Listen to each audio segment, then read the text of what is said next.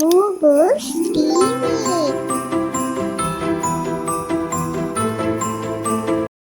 ఒకప్పుడు ఒక అందమైన గ్రామం ఉండేది.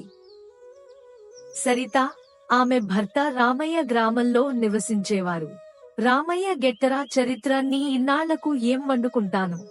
ఇంక చెప్పుము మీకు నేను బూడిచ్చ మాదిరి ఆలోచించుదారని. సరే, ఈ రోజు నాకు రొట్టె మరియు జున్ను ముక్క ఇవ్వండి. సరే, కూరగాయలు సిద్ధమైన వెంటనే నేను మీకు స్మూతీ వండుతాను. కూరగాయల సోమయ్య వచ్చి నన్ను ఇలా పిలిచారా? రండి, కొన్ని మంచి కూరగాయలు తెచ్చుకుందాం. నేను బయటకు వెళ్లి మంచి ఆహారం కొంటాను. చెప్పు, నాకు కొన్ని మంచి కూరగాయలు వస్తాయి. సోము అన్నా, నేను మీ కోసం ఒక కూరగాయలను తీసుకురాబోతున్నాను. కాబట్టి నాకు ఒక మంచి కూరగాయల, ఒక క్యారెట్, ఒక కాలీఫ్లవర్, ఒక మంచి కూరగాయలను తీసుకురండి. బియ్యం గిన్నెలో ఎన్ని కూరగాయలు ఉన్నాయి. దారిలో చాలా వ్యాపారం ఉంది. మీకు ఏమి కావాలో నేను మీకు చెప్తాను. మీరు ఎందుకు చాలా కూరగాయలు తీసుకురావాలి? లేదు, ఆమె ఎన్ని కూరగాయలు తీసుకువచ్చినా ఆమె అయిపోతుంది మరియు ఆమెకు వీలైనంత వరకు తీసుకురాగలదు. ఓకే సోము అన్నా, మీరు నాకు కొన్ని మంచి కూరగాయలు తీసుకురాగలరా? నేను మీకు కొన్ని మంచి కూరగాయలు ఇస్తాను, సరేనా? సరే, మీరు ఇలా ఆలోచిస్తే మీ కూరగాయల వ్యాపారంలో మీకు మంచి ఆదాయం ఉన్నట్లు అనిపిస్తుంది. నాకు ఒక ఆలోచన ఉంది. మా కబేళా వెనుక చాలా స్థలం ఉంది మరియు చాలా విత్తనాలను నాటడం మరియు చాలా కూరగాయలను పండించడం ద్వారా మనం వ్యాపారం చేయగలమని నేను భావిస్తున్నాను. మీరేం మాట్లాడుతున్నారో నాకు అర్థం కావడం లేదు. మాకు పెరటిలో ఎక్కువ స్థలం లేకపోతే సెంజు పట్టణ ప్రజల కోసం పండించిన మా విత్తనాలు మరియు కలుపు మొక్కలను చాలా వరకు విక్రయిస్తే నేను మీకు చాలా లాభం చేకూరుస్తాను. ఏం చెప్పాలో తోచడం లేదు.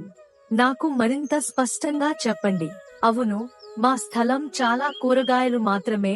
మనం ఈ పట్టణానికి ఎంత తీసుకువచ్చినా అది అయిపోయింది. అందుకే మనం మన స్వంత కూరగాయలను నాటవచ్చు మరియు వాటిని ఈ పట్టణ ప్రజలకు విక్రయించవచ్చు.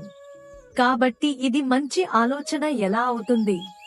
మాకు పెరటిలో చాలా స్థలం ఉంది. మేము ఆ స్థలాన్ని శుభ్రం చేస్తాము, విత్తనాలను నాటుతాము, చాలా బీన్స్ పండిస్తాము మరియు మేము పట్టణ ప్రజల కోసం వ్యాపారం చేయడానికి బయటకు వెళ్తాము. అది సరే, నేను మీకు సాధ్యమైనంత సహాయం చేస్తాను. నేను ఇప్పుడు విత్తనాలు నాటడం ప్రారంభించబోతున్నాను. ప్రారంభించడానికి మీకు సహాయం చేయడానికి నేను సంతోషిస్తున్నాను.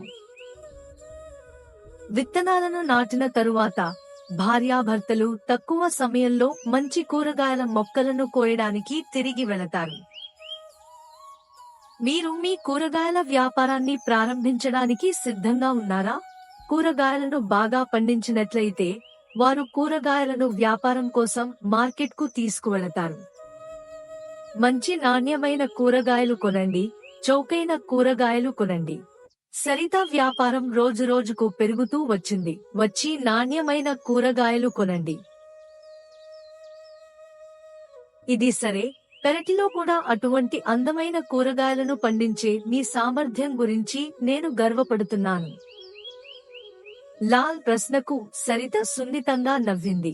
Subscribe for Boo Boo's TV.